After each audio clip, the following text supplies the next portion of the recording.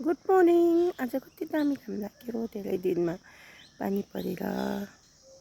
आमामा भर्खर झुल्केको घाम हो नि त, के दामी। मेरो टेरिसबाट चाहिँ यति दामी देख्दैछ,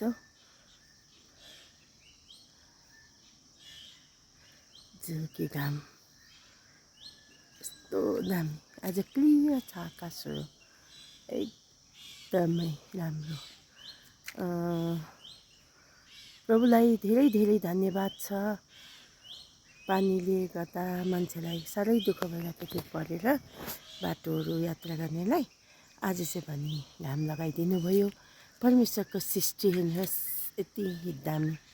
अनि यसरी चराहरू पनि कराइरहेको छ, क्या दामी घाम लाग्यो। आज चाहिँ मौसम यति सफा भयो। Thank you God.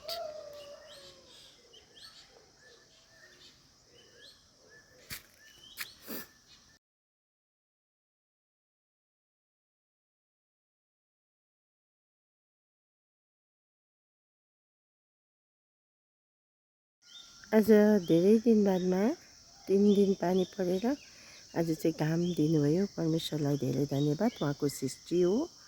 अनि हेर्नुहोस्, आकाश पनि क्लियर छ। हामीले जुनै काम गर्दा पनि परमेश्वरलाई धन्यवाद दिनुपर्छ। अनि उहाँ नै हाम्रो सृष्टिकर्ता हुनुहुन्छ। घाम, जुन तारा, आकाश, पृथ्वी सबै सृष्टि गर्नुहुने अनि मान्छे जातिलाई बनाउनु हुने।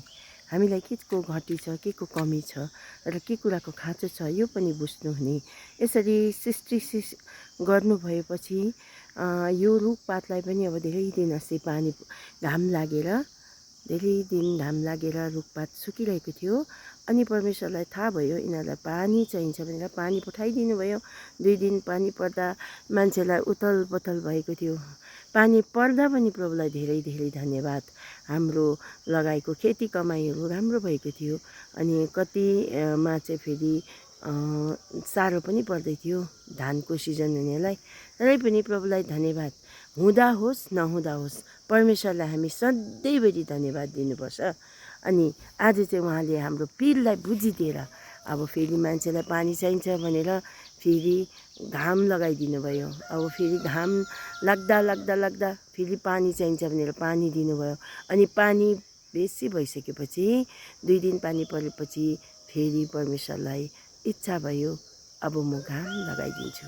अनि फेरि परमेश्वरले आज चाहिँ एकदमै धन्यवाद प्रभुलाई घाम लगाइदिनु भएको लागि। आज खुसी सब।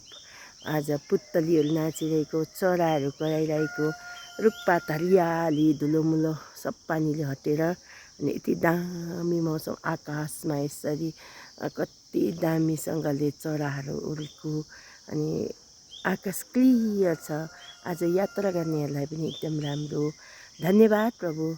परमेश्वरलाई हरेक चिजमा हामी धन्यवाद दिनुपर्छ। आज एकदमै खुसीसँगले धन्यवाद दिँदैछु प्रभुलाई बिहानै, किनभने हामीलाई यति राम्रो घाम दिनुभयो। धन्यवाद प्रभु।